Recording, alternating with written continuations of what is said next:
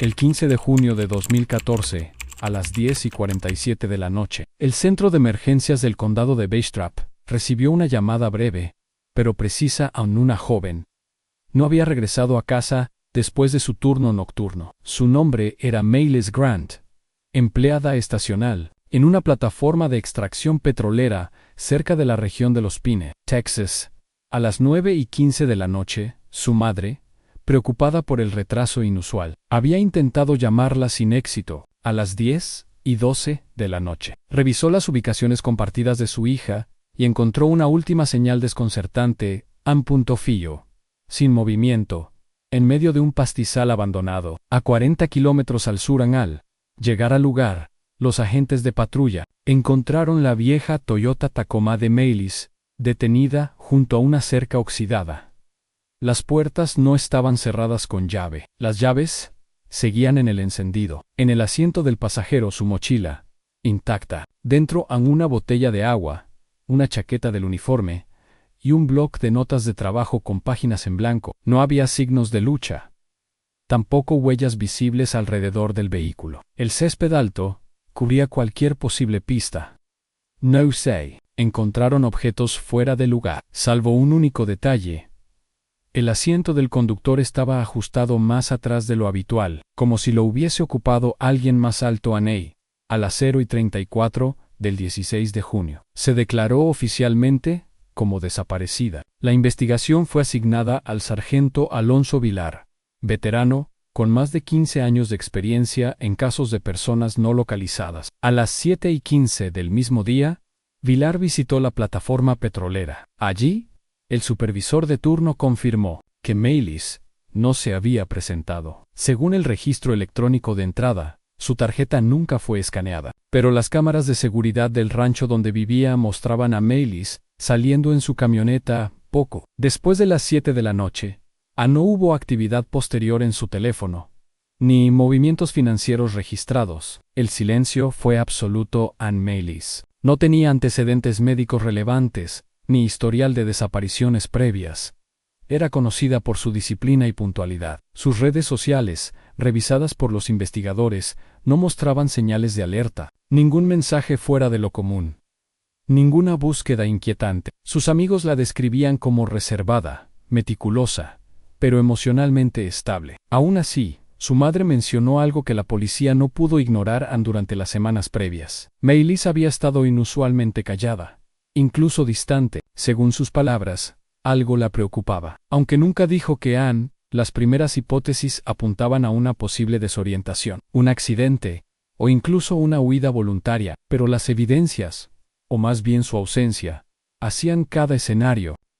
improbable, sin señales de accidente, ni testigos que indicaran un desvío. La investigación comenzó a centrarse en un posible punto de desvío, el trayecto entre su casa y la plataforma. Era una ruta conocida, rutinaria, sin desvíos marcados. Sin embargo, algo la había detenido. Algo la había hecho bajar, abandonar el coche con las llaves puestas y desaparecer en las primeras 24 horas. Se activó un operativo de búsqueda, que incluyó perros rastreadores, drones y unidades a caballo. No se encontró nada relevante, ni ropa, ni dispositivos, ni rastros biológicos. Todo indicaba una desaparición limpia, rápida, sin testigos. La palabra más repetida entre los investigadores fue extraña, y esa palabra, sin matices ni certezas, se convirtió en el punto de partida de uno de los casos más desconcertantes en la historia reciente del estado. 3 días después del inicio oficial de la investigación,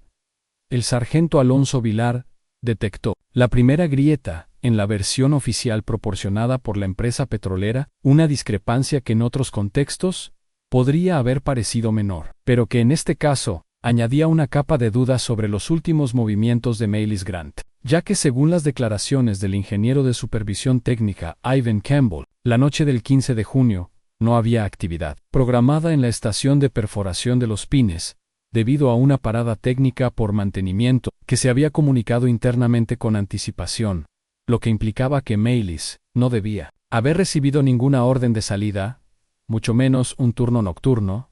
y sin embargo, su vehículo había salido como si obedeciera una instrucción precisa. La ausencia de registro digital de su salida en la base de datos de la empresa confirmó esta anomalía, pues aunque el protocolo requería una notificación electrónica para cada asignación, en su perfil no figuraba ningún movimiento desde la semana anterior. Además, el dispositivo de trabajo hallado en su vehículo, un tablet corporativo asignado a su nombre, mostraba un historial completamente vacío, sin rutas previas, sin archivos recientes, sin credenciales activas, lo que, para Vilar, era indicio claro de una manipulación intencionada con acceso interno. La madre de Maylis proporcionó un detalle que pasó desapercibido al principio y durante las últimas 2 semanas. Su hija había cambiado sus hábitos. Dormía mal. Salía al porche sin motivo durante la madrugada. Evitaba contestar llamadas y respondía de forma evasiva cuando se le preguntaba por su jornada laboral, lo que, sumado a los hallazgos técnicos, comenzaba a dibujar un estado psicológico alterado, posiblemente vinculado a un evento que ella no había podido. Mientras tanto, el equipo forense revisaba los datos del GPS integrado en la Toyota Tacoma, que reveló un comportamiento anómalo la noche del 15 después de salir del rancho familiar. El vehículo se detuvo durante 32 minutos en las inmediaciones de un viejo almacén registrado bajo el nombre de Red Creek Energy,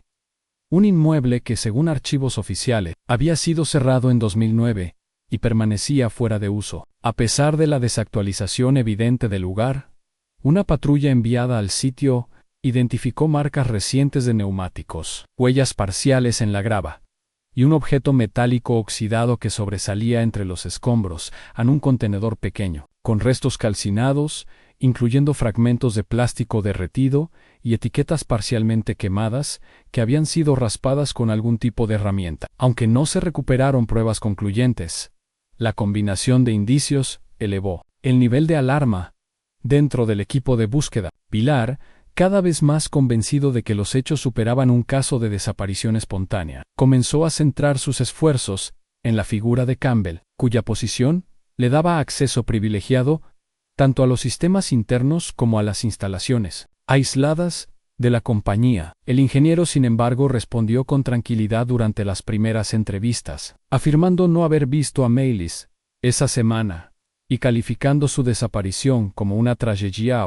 inesperada. La falta de registros, la limpieza del dispositivo, el punto de detención intermedio y el hallazgo en el almacén abandonado establecieron un patrón que, aunque aún sin pruebas directas, empezaba a apuntar hacia una intervención deliberada, cuidadosamente planificada, ejecutada sin testigos ni rastros visibles, pero no lo suficientemente silenciosa como para escapar del todo. Un año después de la desaparición de Maylis Grant, cuando el expediente acumulaba polvo en una oficina secundaria y la atención mediática se desvanecía lentamente, un giro inesperado devolvió el caso al radar de los investigadores. Jake Hope, hermano de un hombre también desaparecido en 2014, se presentó voluntariamente en la comisaría del condado con información que, según él, nunca había sido tomada en serio, afirmando que su hermano, Lucas Hope, ex trabajador de seguridad privada, desapareció en la misma región apenas semanas antes de que se perdiera el rastro de Maylis, y que en aquel entonces se encontraba prestando servicios subcontratados para una filial de Red Creek Energy, precisamente la empresa vinculada al almacén donde se detectó la misteriosa parada de la Tacoma. Los registros oficiales de la empresa no mencionaban directamente a Lucas, pero un cruce posterior de datos entre el sistema logístico de la compañía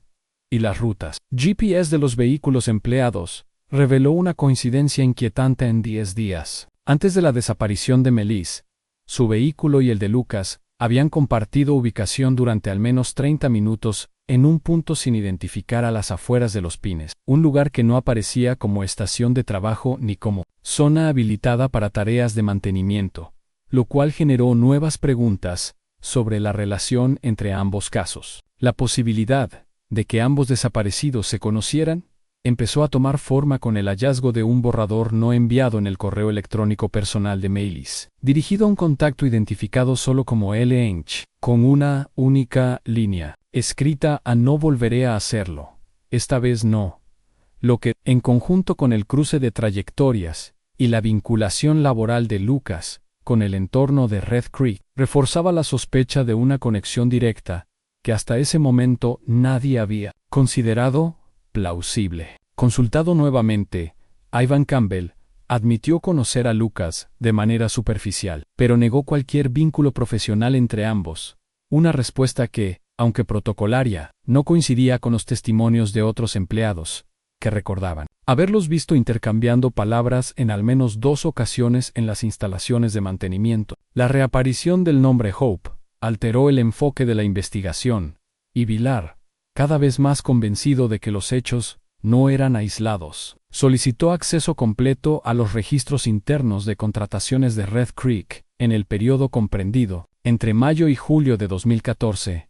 solicitud que fue denegada bajo cláusulas de privacidad laboral. Paralelamente, el análisis forense de los metadatos de los dispositivos de Melis reveló un patrón de eliminación de archivos que coincidía en tiempo y forma con la noche en que su coche fue hallado, lo que indicaba una limpieza sistemática del historial de navegación, rutas y accesos, probablemente realizada con conocimiento específico del sistema. Detalle que volvía a señalar hacia una posible intervención desde el entorno técnico interno de la compañía. Jake, movido por la falta de respuestas en su propio caso familiar, comenzó una indagación paralela en foros de desaparecidos y bases de datos abiertas, donde encontró, por primera vez, una mención cruzada entre su hermano y la joven mecánica, publicada por un usuario anónimo que afirmaba haberlos visto juntos en un área de carga restringida. Aunque la información no pudo verificarse, sirvió para reabrir una línea que hasta ese momento había sido ignorada, a la posibilidad de que Melis hubiese sido testigo de algo que no debía ver, y que su desaparición estuviera directamente vinculada al intento de no repetir una experiencia previa que había dejado una marca indeleble. A mediados de octubre de 2015, cuando el caso de Melis Grant comenzaba a desvanecerse del imaginario público, una periodista independiente con trayectoria en investigaciones regionales, Ida Morelli, decidió reexaminar los archivos disponibles y los testimonios omitidos, impulsada por un patrón que, según su análisis, revelaba zonas de silencio institucional, más que falta de pruebas concretas. Y su primer hallazgo significativo fue una pista que había pasado desapercibida durante la investigación oficial, una antigua hoja de ruta de transporte interno, filtrada en foros de excontratistas de Red Creek. Mencionaba entregas no documentadas en los alrededores del mismo almacén donde el GPS de la Tacoma había registrado su última parada, lo que la llevó a buscar posibles testimonios de personas que hubieran trabajado de forma periférica en la empresa durante ese año crítico. Tras semanas de contactos discretos, logró hablar con un ex-café que, bajo condición de anonimato, aseguró haber transportado cajas cerradas sin etiquetas desde las instalaciones secundarias hasta puntos rurales sin registro oficial. Wyon Quay nunca mencionó nombres ni fechas exactas, recordó a un agente de seguridad llamado Lucas, con el que compartió varios de esos traslados durante el verano de 2014. Motivada por la conexión, Morelli publicó un primer artículo titulado Dos sombras en Texas, en el que vinculaba, sin acusaciones directas, las desapariciones de Melis y Lucas con la actividad logística irregular de Red Creek, y acompañó la nota con un breve video donde se incluía un fragmento inédito de una entrevista con la madre de Melis, quien, con voz temblorosa pero firme, expresó por primera vez su convicción de que su hija había sido silenciada por saber demasiado, generando una ola de comentarios en redes sociales que reactivaron temporalmente la atención pública sobre el caso. 3 días después de la publicación, Ida encontró las 4 llantas de su vehículo personal tajadas con precisión en el estacionamiento de su casa. Un mensaje que no acompañaba palabras, pero cuyo significado resultaba difícil de malinterpretar. Y aunque presentó una denuncia, no hubo seguimiento policial más allá de una inspección superficial. Lejos de detenerse, Morelli formalizó una solicitud para acceder a los informes de auditoría interna de la empresa energética, apelando a normativas de transparencia industrial. Pero su petición fue rechazada por cuestiones de seguridad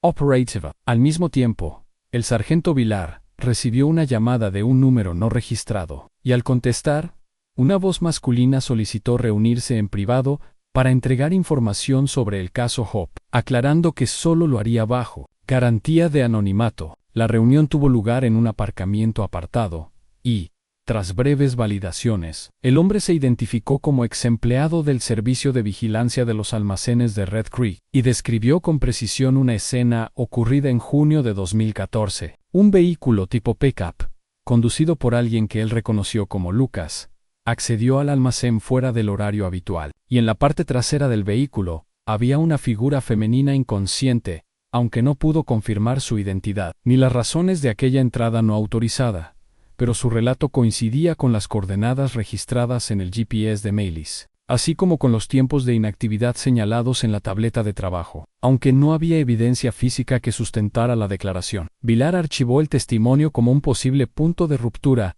en la cronología del caso. Mientras, Ida, cada vez más presionada, comprendía que detrás de los silencios oficiales se ocultaban estructuras que no deseaban que ciertas piezas encajaran. El incremento de presión mediática generado por la publicación de Ida Morelli, sumado al testimonio del exguardia, permitió que la policía solicitara finalmente una orden judicial para registrar el antiguo almacén de Red Creek, un procedimiento que, aunque tardío, fue ejecutado con discreción y sin anuncio público, y cuya ejecución tuvo lugar a las 06:10 de un miércoles nublado, cuando un equipo reducido de agentes accedió al interior de la estructura oxidada y cubierta de maleza, iniciando una inspección minuciosa que rápidamente se desvió hacia una compuerta de hierro parcialmente oculta por láminas rotas. Q conducía a una cámara subterránea cimentada en concreto, donde se hallaron restos de ropa femenina en estado de descomposición parcial, fibras textiles, coincidentes con el uniforme de trabajo de Maylis Grant, una caja metálica cerrada con doble seguro y una estructura deteriorada que albergaba restos de un dispositivo electrónico similar a un teléfono móvil, los cuales fueron enviados de inmediato al laboratorio estatal para su análisis, y cuya identificación posterior confirmó la coincidencia de modelo, color y número de serie con el dispositivo asignado oficialmente a Maylis por la empresa petrolera. Una conexión que, si bien no era concluyente por sí sola, marcaba por primera vez un indicio físico que situaba a la joven dentro de ese espacio. En un rincón del recinto, se encontraron también restos de materiales que podrían haber sido utilizados para restringir movimiento, según el análisis preliminar, lo que introducía la hipótesis de que la desaparición no había sido un evento espontáneo ni voluntario, sino una retención prolongada bajo condiciones desconocidas, y aunque no se hallaron rastros biológicos confirmables, la acumulación de objetos con nexos personales elevó el caso a una categoría de alerta federal. Para Element, el rastro de Ivan Campbell se desdibujó por completo. El ingeniero presentó su renuncia a través de un correo electrónico genérico, abandonó su vivienda sin aviso previo y desactivó todos sus dispositivos de contacto, dejando su cuenta bancaria intacta, pero sin movimientos recientes, lo cual generó una notificación de persona de interés y provocó que el sargento Vilar emitiera una solicitud de localización a través de agencias interestatales, elevando a Campbell a la posición de principal sospechoso operativo. En un giro inesperado, Jake Hope, impulsado por la revelación de los objetos hallados en el almacén, emprendió una búsqueda personal para esclarecer el rol exacto de su hermano en los hechos, convencido de que Lucas no había actuado solo, y que su desaparición no había sido una consecuencia, sino una pieza más del mismo entramado. Sin coordinación oficial, Jake se entrevistó con antiguos empleados de seguridad y consultó archivos laborales no públicos, descubriendo que durante junio de 2014 hubo un incremento irregular de entradas y salidas en la zona de almacenamiento, muchas de ellas no registradas digitalmente, pero anotadas manualmente en cuadernos de bitácora, que luego desaparecieron sin explicación. Mientras tanto, el FBI, tras revisar los informes acumulados por la policía local, asumió la dirección formal del caso, declarando una investigación federal en curso. Sin embargo, antes de que pudieran ejecutar la primera ronda de interrogatorios ampliados, la noticia de un hallazgo cambió nuevamente el eje de atención a las afueras del condado. Dentro de un vehículo abandonado cerca de un canal seco, se localizó un cuerpo en estado avanzado de descomposición, con documentos a nombre de Lucas Hope, una revelación que cerraba una línea y abría otra, dejando una sensación de final interrumpido y una nueva cadena de preguntas sin responder. La confirmación preliminar de que el cuerpo hallado correspondía a Lucas Hope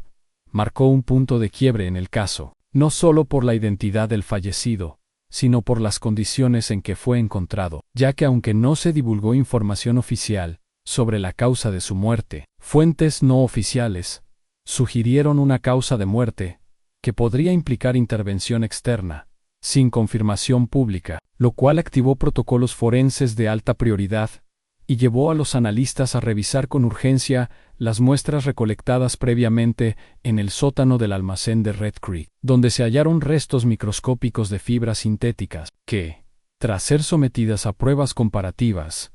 revelaron coincidencias parciales con el tejido adherido a la ropa de Lucas, estableciendo así un vínculo indirecto entre el lugar donde posiblemente estuvo retenida Mayles Grant y el entorno final de su presunto captor. Una línea que, aunque no ofrecía certeza judicial, sí delineaba una narrativa de cierre forzado, posiblemente para evitar una declaración que jamás llegó. En paralelo, Ida Morelli recibió en su bandeja de entrada un correo anónimo sin remitente trazable, con un único archivo adjunto, aunque una imagen escaneada de una hoja de ruta logística con membrete de Red Creek, fechada en junio de 2014 y firmada por Ivan Campbell, donde se detallaba el movimiento de un cargamento desde el almacén abandonado hasta una zona restringida del campo petrolero, que según mapas actualizados, había sido desmantelada ese mismo año y no contaba con registro público de operaciones posteriores, lo cual sugería que el lugar podía haber sido utilizado como punto de tránsito para actividades no documentadas. Un dato que reforzaba la hipótesis de un esquema paralelo dentro de la empresa controlado desde áreas técnicas, con acceso limitado y fuera del alcance de los controles formales. Cuando Vilar intentó localizar a Campbell para interrogarlo sobre el documento, descubrió que había abandonado el país 48 horas después del hallazgo del cuerpo de Lucas, tomando un vuelo comercial con destino a Vancouver, con conexión inmediata hacia una ciudad menor de la Columbia Británica. Y desde entonces, no se registraron más movimientos migratorios, lo que obligó a emitir una alerta roja de Interpol por sospecha de fuga vinculada a obstrucción de justicia. Las autoridades federales, ya implicadas de manera directa, consolidaron un informe de más de 200 páginas, donde se analizaban todos los elementos dispersos a los dispositivos manipulados, los registros alterados, los puntos de cruce entre Mayles y Lucas, el testimonio del exguardia, los objetos encontrados en el sótano, el correo filtrado a la periodista y la repentina desaparición del ingeniero, uniendo por primera vez lo que hasta entonces solo habían sido fragmentos desordenados, pero al carecer de una declaración oficial, de pruebas directas sobre los actos cometidos, y con el principal sospechoso fuera de jurisdicción, la Fiscalía evitó tipificar los hechos bajo una categoría penal concreta, argumentando que si bien existía una trama de ocultamiento evidente, no era suficiente para formalizar cargos en ausencia de evidencia concluyente sobre la participación individual de cada implicado. La opinión pública, impactada por la secuencia de coincidencias y la sensación de impunidad flotante, comenzó a exigir una investigación independiente, mientras los familiares de las víctimas, sin acceso a canales institucionales reales, percibían que el caso, lejos de resolverse, había entrado en una nueva fase de inmovilidad, disfrazada de avance, donde la verdad parecía haberse ahogado bajo el peso de los informes no contestados, los silencios procesales y una cadena de decisiones que favorecían el cierre, antes que la rendición de cuenta. Tras la muerte de Lucas Hope y la fuga internacional de Ivan Campbell, la investigación cambió de manos y fue asumida por una unidad federal de delitos complejos, que en sus primeras semanas centró la atención en los antecedentes corporativos de Red Creek Energy, descubriendo que durante la última década, la empresa había sido objeto de múltiples denuncias laborales, auditorías internas no concluidas y cambios frecuentes de razón social, una dinámica que dificultaba rastrear responsabilidades administrativas y favorecía la disolución de pruebas a través de fusiones estratégicas, mientras que en paralelo, se constató que varias de sus operaciones en zonas rurales carecían de fiscalización ambiental y mantenían contratos con intermediarios no identificados, lo que abría la posibilidad de que parte de sus actividades logísticas estuvieran deliberadamente desconectadas del sistema legal. Ida Morelli, aún bajo presión tras recibir bloqueos masivos en sus plataformas digitales, publicó una segunda entrega bajo el título La Ruta del Silencio, en la que describía con precisión los patrones de desvío en las hojas de carga, las firmas repetidas de Campbell en documentos dudosos y la aparición de Lucas como operador frecuente en rutas sin registro, respaldando su publicación con capturas de pantalla y entrevistas off the record a excontratistas que reconocían la existencia de movimientos paralelos durante 2014, lo que provocó una oleada de reacciones que incluyeron demandas legales contra el medio que alojaba su artículo, acusaciones de difamación empresarial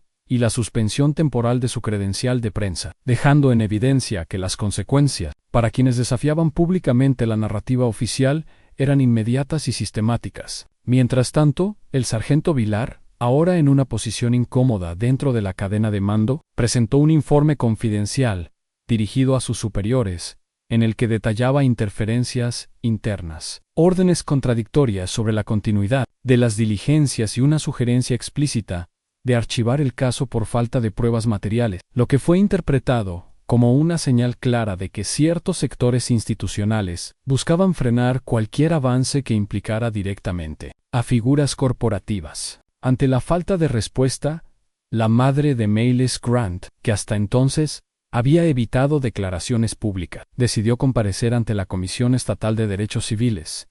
donde leyó un documento breve, en el que exigía la apertura de una investigación externa y la protección legal de los periodistas vinculados al caso, una acción simbólica que fue recibida con muestras de apoyo en redes sociales, pero que no generó efectos jurídicos concretos. A medida que las semanas avanzaban, el foco mediático disminuía. Las publicaciones eran reemplazadas por otras noticias de mayor impacto inmediato y las menciones a Mayles desaparecían lentamente de los informes oficiales, hasta que, finalmente, la Fiscalía emitió un comunicado escueto, indicando que el caso se encontraba en revisión, una fórmula ambigua que permitía suspender procedimientos sin cerrarlos formalmente. Los archivos fueron trasladados a una dependencia secundaria, las carpetas de pruebas etiquetadas como incompletas, y los servidores electrónicos del caso, encriptados, sin acceso externo, sellando así una etapa del proceso que no ofrecía ni justicia ni respuestas,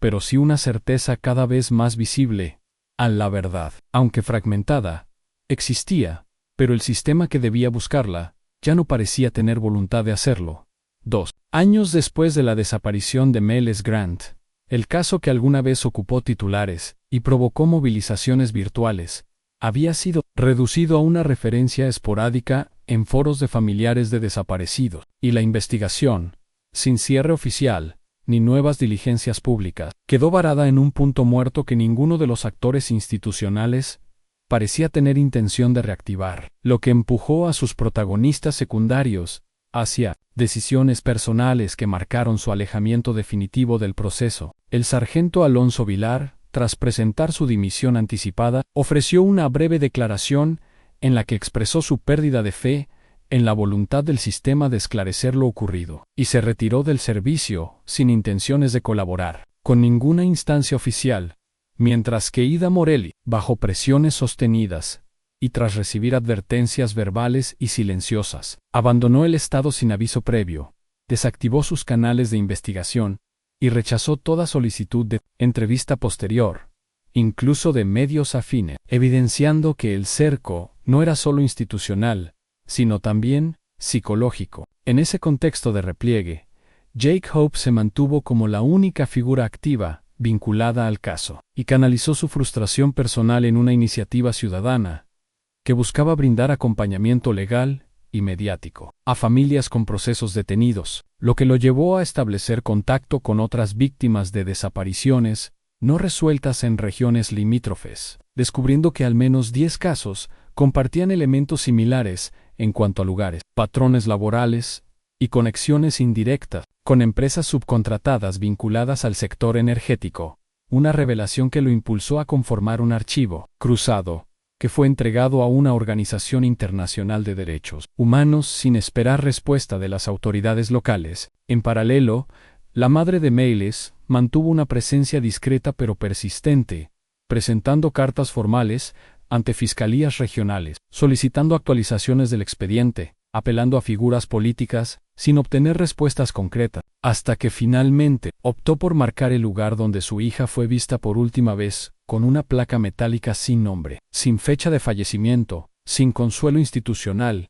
convertida en símbolo de una espera sin desenlace. En las semanas posteriores, un equipo independiente de observación jurídica publicó un informe no oficial que incluía el caso Grant como uno de los ejemplos emblemáticos de inacción sistemática, y si bien el documento no generó repercusiones legales, sí reactivó temporalmente la circulación del nombre de Mayles entre ciertos sectores activistas, lo que motivó la recopilación de testimonios complementarios que, al ser contrastados, revelaron la posible participación de otros técnicos de Red Creek en maniobras logísticas no declaradas. Aunque ninguna de esas pistas fue recogida por entes gubernamentales, a nivel público, el caso fue desplazado por otros escándalos más recientes, y la percepción generalizada era la de un episodio trágico, sí, pero lejano, sin resolución probable, lo que convirtió a Mayles en una figura casi simbólica de la desprotección procesal, un rostro que aparecía en murales comunitarios, en campañas de búsqueda sin fecha, en publicaciones anónimas, que hablaban más del olvido que de la justicia, y que al final no representaba únicamente una desaparición, sino la suma de todas las que se diluyen lentamente en el tiempo, cuando el sistema deja de mirar. En junio de 2024, se cumplieron 10 años exactos desde la desaparición de Mayles Grant, y con ese aniversario simbólico llegó también una actualización silenciosa del expediente digital en los servidores del Departamento de Seguridad Pública de Texas, donde, sin comunicado oficial ni presencia mediática, el caso fue reclasificado bajo la categoría resuelto parcialmente, una etiqueta ambigua que no aclaraba ni qué parte había sido esclarecida, ni qué elementos seguían pendientes, pero que permitía a nivel administrativo transferir los archivos a un módulo de archivo pasivo, lo que en términos prácticos implicaba el cierre de toda línea activa de investigación, mientras que las carpetas físicas, compuestas por informes, fotografías, transcripciones y notas manuscritas, fueron trasladadas desde la sede central a un depósito secundario en las afueras de Austin, donde, según registros internos, quedaron almacenadas en una estantería identificada con la sigla GRMAI14,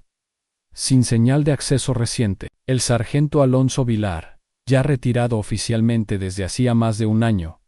recibió por correo un sobre institucional sin remitente directo, cuyo contenido consistía en una carta impresa con agradecimientos genéricos por sus años de servicio firmada por un funcionario sin vinculación con el caso Grant, y en la que no se hacía ninguna mención a la investigación que durante tanto tiempo había ocupado su agenda y su atención, lo que para él fue la confirmación definitiva de que el caso había dejado de existir, al menos para las estructuras del Estado. Ida Morelli, por su parte, había abandonado definitivamente el periodismo de investigación tras una serie de procesos legales que terminaron en acuerdos confidenciales, y aunque no se conocía su paradero actual, diversas fuentes afirmaban que había cambiado de nombre legal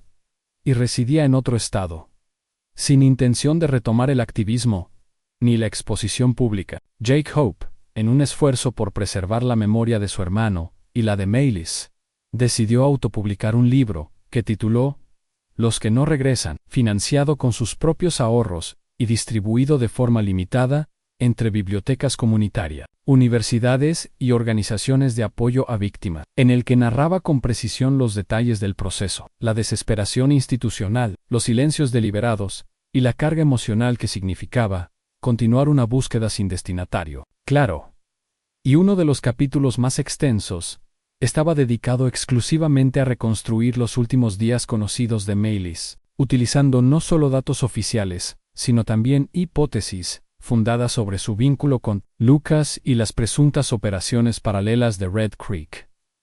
Tras la publicación del libro, 3 personas lo contactaron de forma privada para compartir historias similares de desapariciones no esclarecidas, con patrones laborales geográficos o logísticos, que guardaban similitudes con el caso Grant, aunque ninguna de esas nuevas pistas encontró eco en el aparato judicial. En los registros públicos del condado de Bastrop, el nombre de Maylis ya no aparece en la sección de casos abiertos, y su expediente solo puede consultarse mediante solicitud expresa bajo protocolos de transparencia que exigen justificación legal,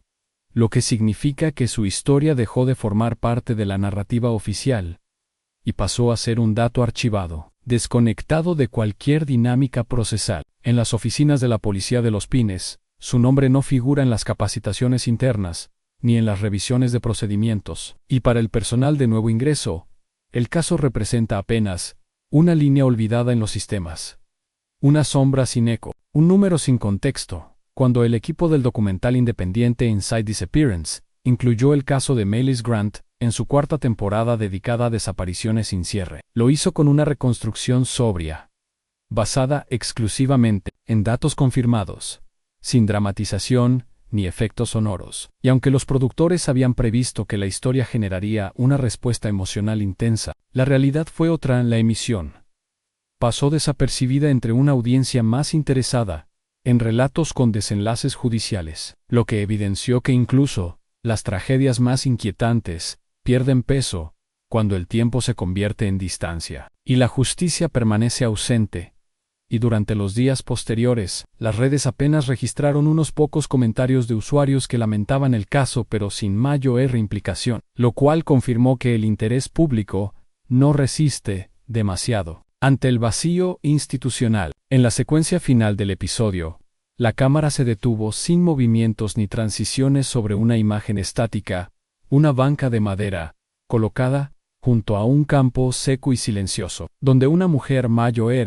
de espaldas, permanecía sentada sin gestos visibles, mirando un punto indefinido del horizonte. No hubo palabras, no hubo voz en off, solo el sonido del viento acariciando la hierba quemada por el sol,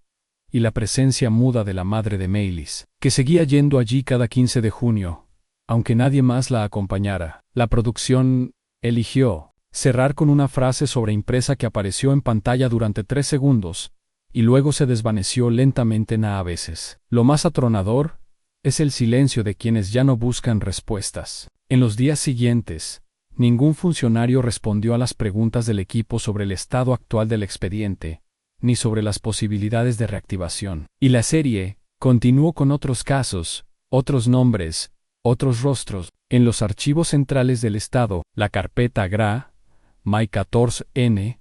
o fue solicitada desde hacía más de 16 meses, y los discos duros donde se alojaban las copias digitales estaban ya programados para migración estructural,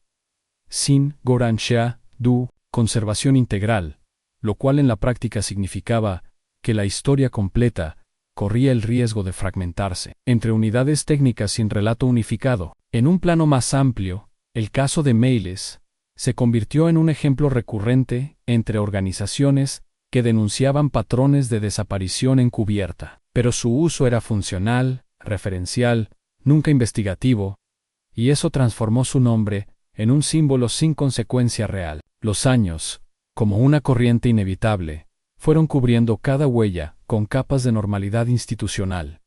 Y en la vida diaria del condado, ni en las escuelas, ni en los medios, ni en las dependencias públicas, se hacía alusión alguna al expediente que alguna vez cuestionó toda una red operativa, lo cual dejaba una lección incómoda, aun cuando no hay responsables visibles. La memoria se convierte en una carga difícil de sostener colectivamente. En la última mención documentada, una nota marginal en un informe académico de 2025 sobre deficiencias estructurales en sistemas de búsqueda, el nombre de Maylis aparecía entre paréntesis, seguido de un asterisco, sin desarrollo adicional, como si su historia ya no fuera materia de análisis, sino apenas una referencia. Así terminó. Sin clímax, sin sentencia, sin justicia, en una desaparición convertida en un silencio legalmente aceptado, que pasó de ser urgencia a ser olvido, sin que nadie pudiera señalar el momento exacto en que eso ocurrió. Gracias por ver esta historia. Explora complejos dilemas morales, el peso del pasado y las consecuencias de ocultar la verdad. Esta trama invita a reflexionar sobre el poder de la elección y la responsabilidad por nuestras acciones. El propósito de esta historia es invitar a la reflexión sobre cuestiones morales y éticas, y no justificar ni aprobar las acciones de los personajes. No apoyamos ni justificamos las acciones del protagonista, en particular, sus intentos de ocultar la verdad y evadir la responsabilidad. Por el contrario, la historia muestra cómo las malas decisiones pueden tener consecuencias devastadoras y resalta la importancia de la honestidad, la responsabilidad y el arrepentimiento. Invitamos a los espectadores a no imitar una acción destructiva o ilegal descrita en la historia en sí. Usted o alguien cercano se encuentra en una situación moral o vital difícil. No duden en buscar ayuda de profesionales o de organizaciones de apoyo. Recuerden, la verdad y la responsabilidad siempre son la mejor elección.